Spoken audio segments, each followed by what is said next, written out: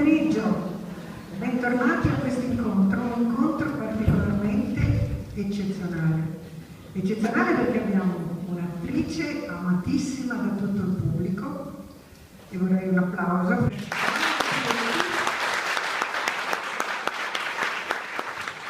Io penso che per un bambino piccolo, una cosa piccola sia grande, scusate, sono elementare, però è così, dipende tutto dalle dimensioni. Cioè, per un bambino piccolo un insulto è qualcosa di insopportabile, ingestibile anche, perché come fai a uscire, soprattutto se una persona che ha dell'autorità ti dice questo? Cioè è una serie di... Noi abbiamo in testa dei macigni dei quali poi passiamo tutta la vita a cercare di liberarci di questi macigni, ma è esattamente così. Una mia amica carissima è andata, stiamo parlando delle elementari, va a scuola il giorno di carnevale, la mamma la veste da pirata, per cui le fai, stiamo parlando, io sono del 65, lei è del 63, insomma, stiamo parlando proprio di tanti anni fa, poteva essere 7 anni, massimo 8 anni, vestita da pirata, col foulard, la benda, i baffoni, è una ragazzina, ma lei voleva vestirsi da pirata, gli stivoloni eccetera, la mamma la porta a scuola,